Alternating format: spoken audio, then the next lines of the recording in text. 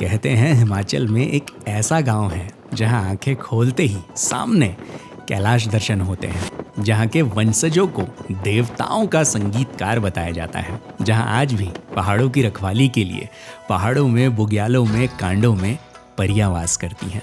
यहाँ की संस्कृति, पारंपरिक पोशाक और यहाँ के खास मसाले दुनिया भर में प्रसिद्ध हैं।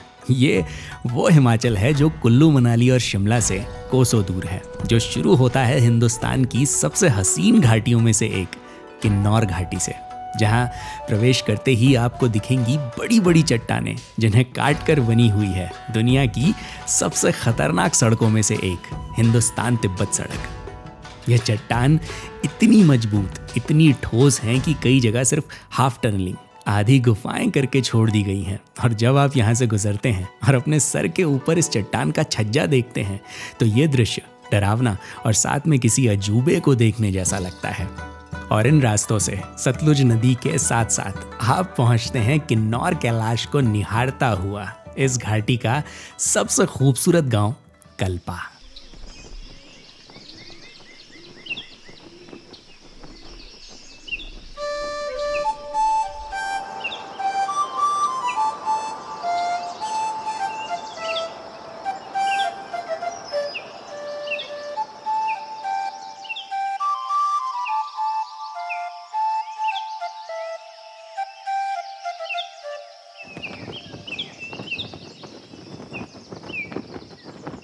प्रणाम आप सभी को। आप सभी का स्वागत है किन्नौर घाटी के सबसे खूबसूरत गांव कल्पा में। और मेरे ठीक पीछे जो पीक आपको दिखाई दे रही है वो है अपनी किन्नौर कैलाश पीक। और उसके थोड़ा सा लेफ़्ट में अगर आप देखेंगे तो वहाँ पे जो है शिवलिंग भी दिखाई दे रहा है। जब किन्नौर कैलाश की यात्रा होती है, पद यात्रा, उस वक्त जो है शिवलिंग को पूजा जाता है। आज जो है, आज के सुबह की शुरुआत होगी यहाँ के सनराइज़ से। और यहाँ का सनराइज़ बेहद खूबसूरत होता है। ठीक जो आपको किन्नौर कैलाश पीक दिखाई दे रही है, सूर्योदय जो है इसके पीछे से होता है और सूर्यास्त गांव के इस साइड होता है। यानी सूर्योदय के वक्त सूरज की किरणें जो हैं वो पर्वत के पीछे से आएंगी और सूर्यास्त के वक्त सूर्य की किरणें पर्वत पर पड़ेंगी। तो सूर्योदय से लेकर सूर्यास्त तक आज का दिन जो है बड़े कमाल का होने वाला है।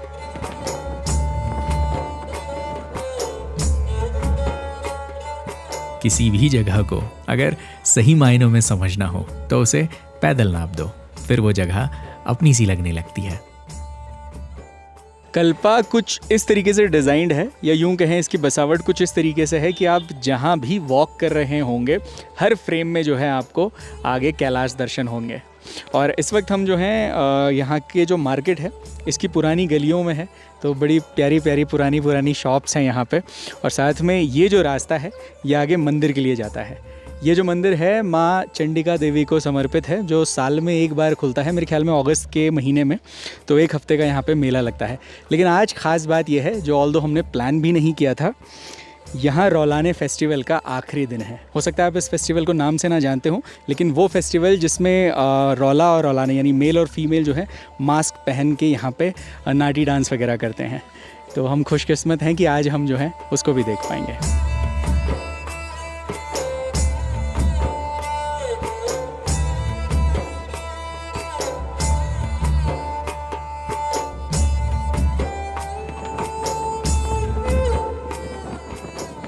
इस वक्त जो है हम कल्पा की मोनेस्ट्री में हैं। और जिस तरीके से यहाँ के लोग जीते हैं बौद्ध धर्म के या हिंदू धर्म के मिलजुल कर, उसी तरीके से यहाँ पे मोनेस्ट्री भी है। यहीं पे मोनेस्ट्री है और पीछे जो मैं माँ चंडी मंदिर आपको बता रहा था वो मंदिर भी यहाँ पे साथ में है। कल्पा की हर चीज़ को सिर्फ खूबसूरत कहना काफ़ी नहीं है, बल्कि वो इतने आर्टिस्टिक होने की वजह से जादुई लगती है, मिस्टिक लगती है, जैसे आसमान, पर्वत और इस गांव का अपना एक तालमेल हो। इस वक्त हम प्रवेश कर रहे हैं कल्पा में स्थित नारायण नागिन मंदिर में। ये मंदिर हिमाचल की प्रसिद्ध काटकूनी शैली में बना है। काठ यानी लकड़ी, कुनी यानी इंटरलॉकिंग। लकड़ी और पत्थर की लाजवाब इंटरलॉकिंग से बना हुआ ये मंदिर बिना सीमेंट के भूकंपरोधी है। मंदिर की छत पगोड़ा स्टाइल की बनी है। दरवाजों पर लकड़ी में काव किए हुए ड्रैगन्स बने हैं जो बौद्ध धर्म से प्रभावित हैं। ये मंदिर हिंदू और बौद्ध धर्म का एक अनोखा संगम दिखाता है। और इसी मंदिर के प्रांगण में रौलाने उत्सव मनाया जाएगा। हमें लगा था हम मार्च के वक्त जो है कल्पा आ रहे हैं, हमें हरियाली नहीं देखने को मिलेगी तो कैसा लगेगा, लेकिन दो बहुत प्यारे सरप्राइज़ हमें मिले। एक तो रौलाने फेस्टिवल, उसका जो है आज आखिरी दिन है, और एक यहाँ जो है एप्रिकॉट ब्लॉसम हुए हैं, और ये जो बिल्कुल हल्के पिंक कलर के फ्लावर्स हैं बहुत प्यारे लग रहे हैं।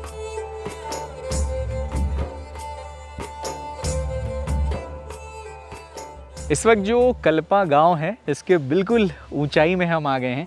यहाँ से जो है और भी खूबसूरत लग रहा है, और अभी कुछ देर में जो रौलाने फेस्टिवल है वो शुरू होने वाला है, तो उसमें जो फीमेल का किरदार निभाती हैं, हालांकि वो निभाते हैं मतलब वो मेल ही होते हैं, तो उनका घर यहीं पास में है, वो अभी मेरे ख्याल में तैयार होने वाले हैं, तो उनके घर चलते हैं। इंटरनेट में इस फेस्टिवल की वायरल तस्वीरें, रील्स आप लोगों ने बहुत देखी होंगी। अब इसके बारे में मैं आपको विस्तार से समझाता हूँ, जिससे अगर आप यहाँ आने का प्लान बनाएं तो इस 5000 साल पुराने त्यौहार की संवेदना को समझें, सिर्फ भीड़ का हिस्सा ना बने। हमारे पहाड़ों में माना जाता है कि बड़े बड़े घास के मैदानों में, जिन्हें उत्तराखंड में बुग्याल, हिमाचल के किन्नौर में कांडा बुलाते हैं, परियां वास करती हैं, जिन्हें उत्तराखंड में अचरियां कहते हैं और यहाँ किन्नौर में सौनी बुलाते हैं। माना जाता है कि जब हिमालय में कड़ाके की ठंड शुरू होती है तो सौनी ऊंचे कांडों से गांव की रखवाली करने नीचे उतरती हैं और ठंड के कठिन समय में गांव वालों की, जानवरों की रक्षा करती है। फिर जब बर्फ पिघलने लगती है और बसंत ऋतु का आगमन होता है, ये समय होता है सौनियों का, परियों का वापस से ऊंचे कांडों में जाने का। और इस वक्त सभी गाँव वाले मिलकर इस त्योहार के माध्यम से उनका धन्यवाद करते हैं और उनके वापस लौटने से पहले उनको एक भव्य विदाई देते हैं। कल्पा 7 हिस्सों में विभाजित है, जिन्हें सारिंग कहते हैं। 7 जगह से एक एक जोड़ा चुना जाता है, जिनमें एक रौला बनता है और एक रौलाने, दुल्हा और दुल्हन। ये दोनों ही रोल वास्तव में मेल प्ले करते हैं। रौलाने बिल्कुल किन्नौरी दुल्हन की तरह सजती है, दौड़ू लपेटती है, चोलू, पट्टू और वो सारे आभूषण जो एक किन्नौरी दुल्हन पहनती है वो सब लगाती है, और इन्हें तैयार करती हैं गाँव की महिलाएं अपने असली आभूषणों के साथ। और एक खास बात, इंसानों और इन रहस्यमय शक्तियों के बीच एक सीमा बनाए रखने के लिए रौला और रौलाने दोनों ही कलाकारों को सर से लेकर पांव तक बिल्कुल ढक दिया जाता है। शरीर का 1 इंच हिस्सा भी बाहर नहीं दिखाई देता, यहाँ तक कि उनके हाथों में भी दस्ताने लगाए जाते हैं। और पूरी तरह से तैयार होने के बाद रौला और रौलाने पारंपरिक ढोल धमाओं के साथ गांव की गलियों से गुजरते हुए पहुंचते हैं नारायण नागिन मंदिर।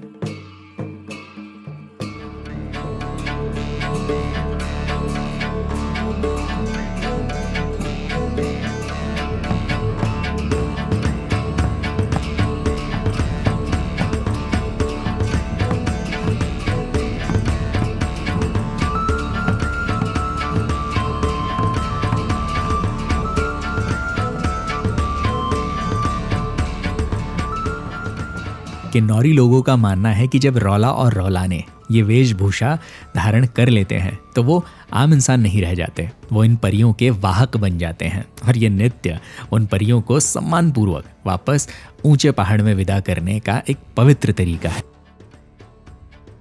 रुके करो, मैं भी करूँगा। इतना अच्छा म्यूजिक है, थोड़ा करो ना।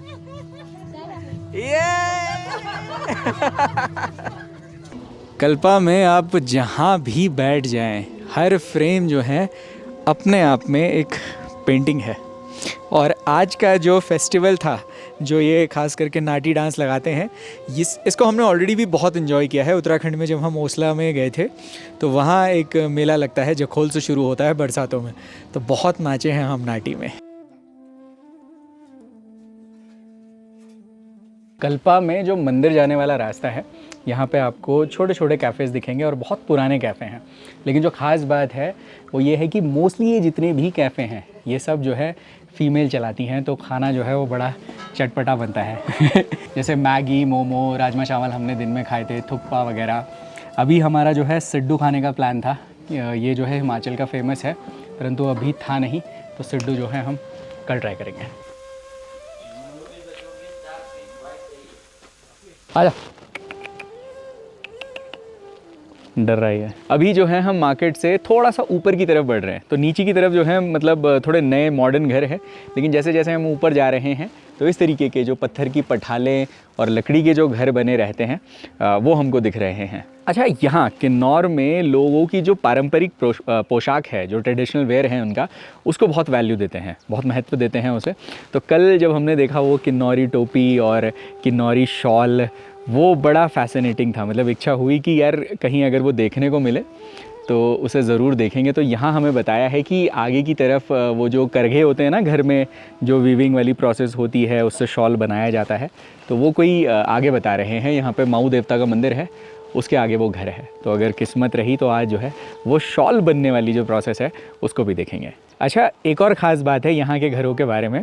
घर के साथ आपको देखो इस तरीके का एक छोटा सा वुडन घर और दिखाई देगा, जिसमें यहाँ के लोग जो अनाज वगैरह होता है उसको स्टोर करके रखते हैं एक्सट्रीम विंटर्स में। थोड़ा अनाज, थोड़ा लकड़ियाँ वगैरह, ताकि जो है सर्दियाँ आराम से निकलें। इस वक्त जो है हम कल्पा गांव के बिल्कुल ऊपर पहुंच गए हैं और यहाँ से जो नज़ारा दिख रहा है, मतलब पूरा गांव नीचे है और ये पूरी किन्नौर कैलाश रेंज जो है हमारे सामने है। फ़िलहाल ये हम एग्जैक्टली जो यहाँ पे माऊ नाग देवता का मंदिर है उसके ऊपर हैं, और जो घर मैं आपको बता रहा था वो यहाँ से थोड़ा सा और ऊपर है। फाइनली दोस्तों, कल्पा गांव के सबसे ऊपर वो रहा वो घर जहाँ हमें बताया गया है कि करगे में जो है किन्नौरी शॉल बनाते हैं।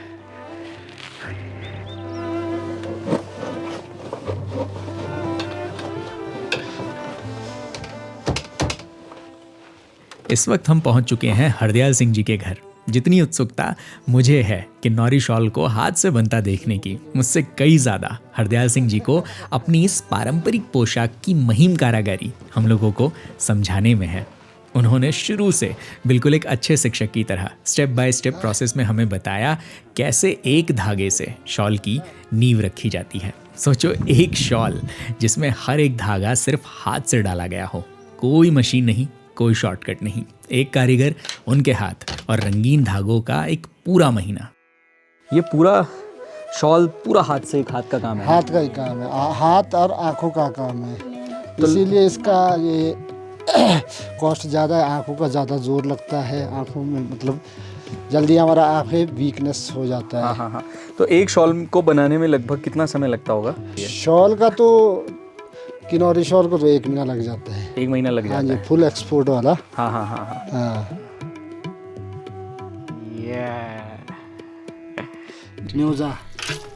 न्यूज़े का बाहर का है, जो मशीन से आजकल बुरादा निकलता है, उसको इसमें मिक्स कर। हम गलत ही नाश्ता करके आ गए आंटी। ये आप क्या बना रहे हैं? चिल्टा। चीटा? चिल्टा। हाँ जी, किन्नौरी चिल्टा। किन्नौरी डोसा। यहाँ आज भी भोजन ग्रहण करने से पहले प्रार्थना की जाती है।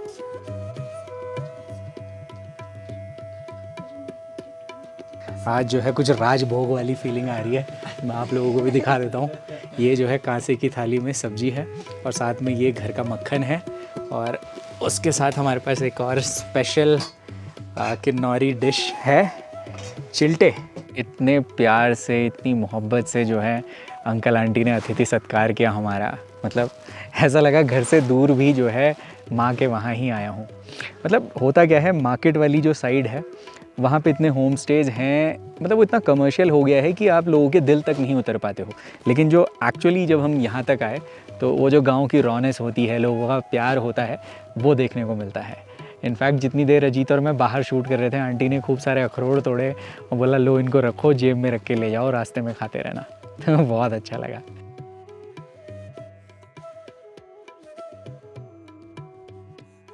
इस वक्त जो है हम कल्पा से आगे जा रहे हैं और आगे जो है 2 बड़े इंटरेस्टिंग पॉइंट हैं। एक सुसाइड पॉइंट है और एक रोगी विलेज करके है। लेकिन जो ये रास्ता है ये बड़ा संकरा है, लेकिन उतना ही मज़ेदार है।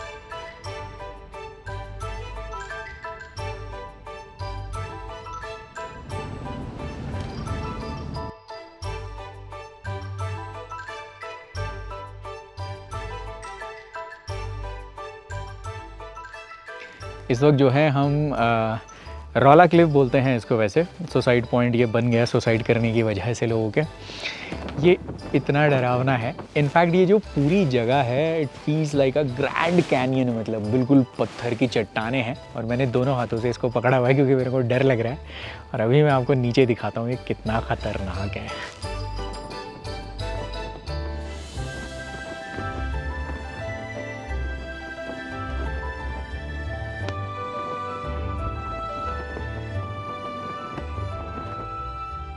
ये नज़ारे हैं कुछ शाम के कल्पा से। और कल जो है हमारा सिड्डू ट्राई करना रह गया था, तो आज जो है सिड्डू और थोड़ा सा थुपका ट्राई करते हैं। अरे किचन में बहुत सुंदर लग रहे हो आप। ये बताओ कि यहाँ पे मैंने देखा ज़्यादातर महिलाएं ही जो हैं वो ये रेस्टोरेंट वगैरह कैफ़े वगैरह संभाल रही हैं, तो ऐसा क्यों? अच्छा तो ये है, खैर हमें अच्छा टेस्टी खाना खाने को मिल रहा है, लेकिन क्या वजह है इसकी? वजह तो क्या, अब हम बेला रे अच्छा आप वेले हैं, बेले तो फिर बेले तो इसलिए आप रेस्टोरेंट संभाल रहे हैं। रेस्टोरेंट संभाल रहे, ठीक है। बेले से बगार नहीं। ये क्या है? ये सिड्डू है ना? ये सिड्डू है। अरे कल हमें मिला नहीं है। क्यों नहीं मिला? यहाँ क्यों नहीं है? अरे वही ना, गलती कर दी हमने, तभी तो आज आया। मैं वेट कर रहा था, मैंने देखा यहाँ पे बैठे हुए हैं। तो क्या क्या रहता है इसमें? इसमें ड्राई फ्रूट होगा। अच्छा ड्राई फ्रूट वाला है? हाँ जी। ये देसी घी छोटा गाय का। हाँ दोस्तों, हमारे सामने आ चुका है सिड्डू, किन्नौर का सिड्डू। अरे मेरे को बोलने दोगे आप?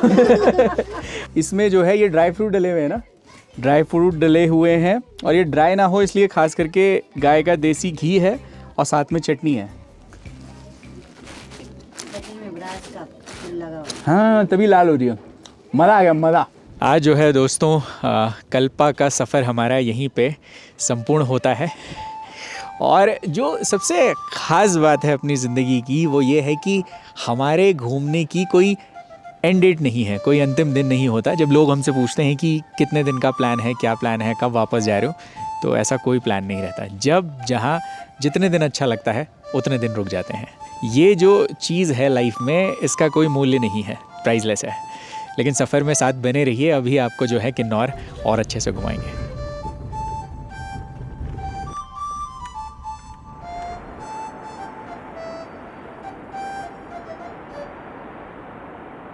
इस वक्त जो है हमारी आंखों के ठीक आगे आप देख रहे हैं खाब संगम। और आज जो संगम है इस बारिश की वजह से मतलब और भी क्लियरली विजिबल है। देखो जो नीली कलर की जो आपको नदी दिख रही है ये स्पीति रिवर है। और जो ये वाली राइट साइड वाली आपको दिख रही है जो थोड़ा सा मटमीले कलर की है, ये अपनी सतलुज रिवर है। और बारिश ने जो है आज का माहौल और डरावना बना दिया है। अब एक्चुअल में कल्पा से आगे निकल के मैं रियलाइज़ कर रहा हूँ कि क्यों ये स्पीति जाने वाले रास्तों को हिंदुस्तान में वन ऑफ द मतलब डेंजरस रोड में से एक कहा जाता है। देखो हर कहानी ना बिना म्यूज़िक के, बिना बैकग्राउंड साउंड के थोड़ा अधूरी सी है। सिनेमा ना सिर्फ विजुअल नहीं है, अगर विजुअल शरीर है तो ऑडियो, बैकग्राउंड म्यूज़िक, उसकी साउंड, उसकी आत्मा है। अब ये दृश्य देखो, जो दृश्य मैं देख रहा हूँ, जो मैं महसूस कर रहा हूँ, ये देखो बिना तड़के के, बिना बैकग्राउंड म्यूज़िक के।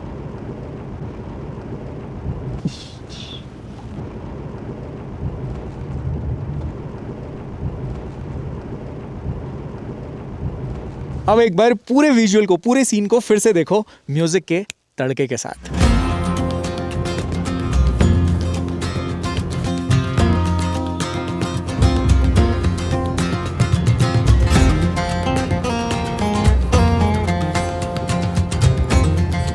अच्छे म्यूजिक के लिए सिंपली एपिडेमिक साउंड ओपन करो। एआई असिस्टेंट को बताओ आपको कैसा म्यूजिक चाहिए, अपनी पसंद का म्यूजिक सेलेक्ट करो, वीडियो के लेंथ के हिसाब से म्यूजिक को ट्रिम कर दो। अडैप्ट फीचर में जाओ और अपने सीन के मूड के हिसाब से अपने म्यूजिक को कस्टमाइज करो और डाउनलोड कर लो। मैं जो है पिछले 5 सालों से एपिडेमिक साउंड यूज़ कर रहा हूँ। इसमें 50,000 से ज़्यादा प्रीमियम ट्रैक्स हैं और 2 लाख से ज़्यादा साउंड इफेक्ट्स हैं, सबके सब रिस्ट्रिक्शन फ्री। तो अगर आप भी अपनी स्टोरी टेलिंग एलिवेट करना चाहते हो तो अभी जाओ, डिस्क्रिप्शन में एपिडेमिक साउंड का लिंक आपको मिलेगा। मेरा कूपन कोड यूज़ करो, नेक्स्ट 2 मंथ के लिए 50% डिस्काउंट।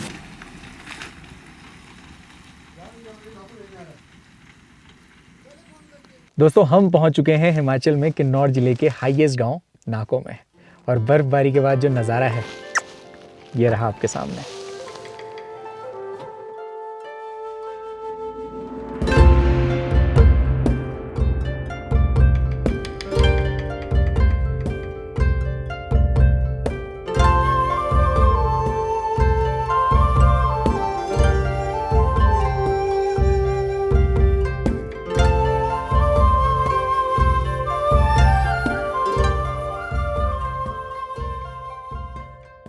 कल्पा से 9000 फीट की ऊंचाई से हम पहुंच चुके हैं नाको 12000 फीट की ऊंचाई पर।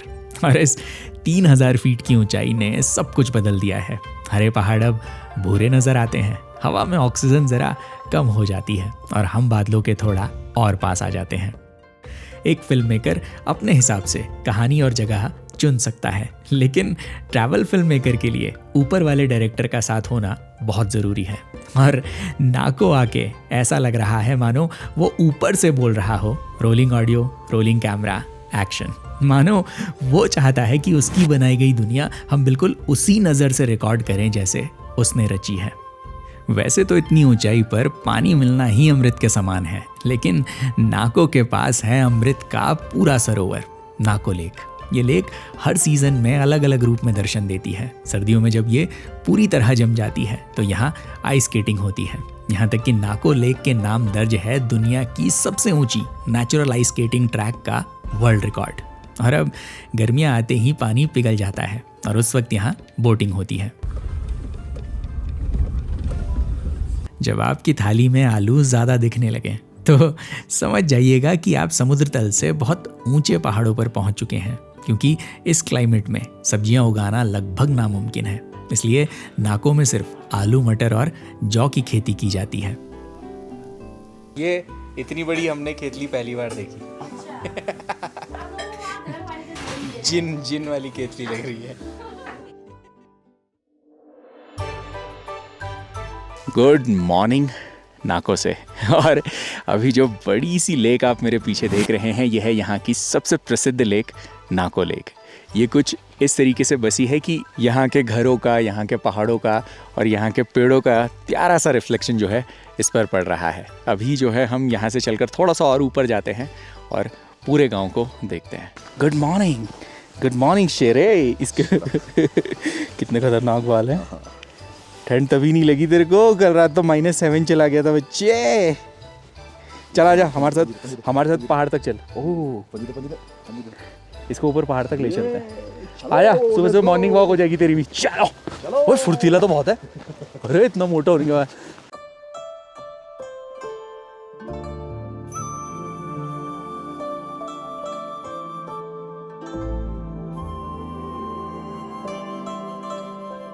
इस वक्त जो है हम गांव से काफ़ी ऊपर आ गए हैं और ये ऐसी जगह है जहां से पूरा गांव और ये पूरी वैली जो है एक ही बारी में दिख रही है।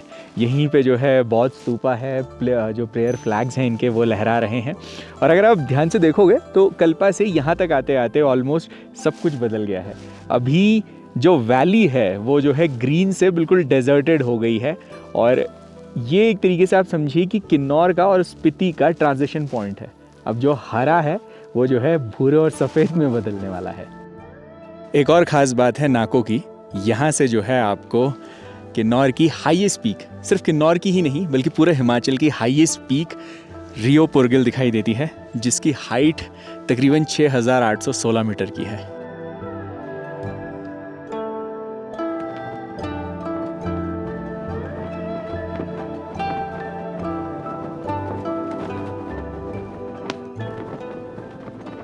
देखो हम जो है एग्जैक्टली इस पॉइंट पर हैं और यहाँ पे देखो कितना बड़ा प्रेयर व्हील है।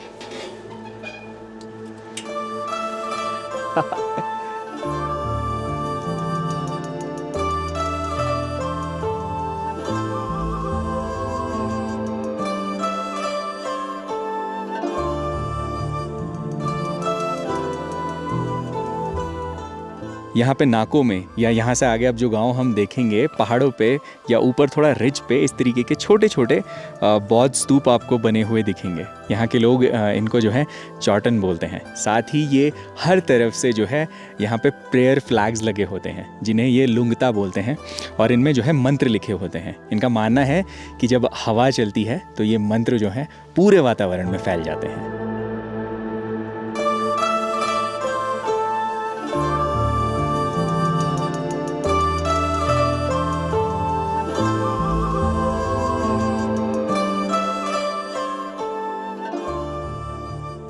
यहाँ से विदा लेता हूँ और इस सफ़र से समझ आता है कि पहाड़ सिर्फ खूबसूरत नज़ारे नहीं हैं बल्कि एक पूरी जीती जागती संस्कृति है। और जब आप किसी पहाड़ की खूबसूरती को उसकी संस्कृति के साथ देखते हैं तब वो सिर्फ एक डेस्टिनेशन, एक मंजिल नहीं रह जाती, बल्कि एक पूरा अनुभव बन जाता है। हर गांव की अपनी एक अलग कहानी है, उनके त्योहार, मंदिर, पारंपरिक पोशाक और उनका खान पान। अगर आप इस नज़र से घूमते हैं तो आपकी खूबसूरती का अनुभव बहुत गहरा होगा। जहां हमने सोचा था कि किन्नौर के कुछ शुरुआती और कुछ आखिरी के गांव देख के आएंगे, इसके बीच में बाकी सब कुछ सरप्राइज था हमारे लिए। कल्पा का रौलाने उत्सव, हरदयाल सिंह जी का घर और रास्तों में बर्फबारी से हमारा स्वागत। जब आप खुले दिल से इन कहानियों के लिए घूमते हैं तो ऊपर वाला डायरेक्टर भी आपके साथ साथ चलता है। फिर मिलेंगे आपको। अभी ये कहानियों का सफ़र बहुत लंबा है मेरी जान।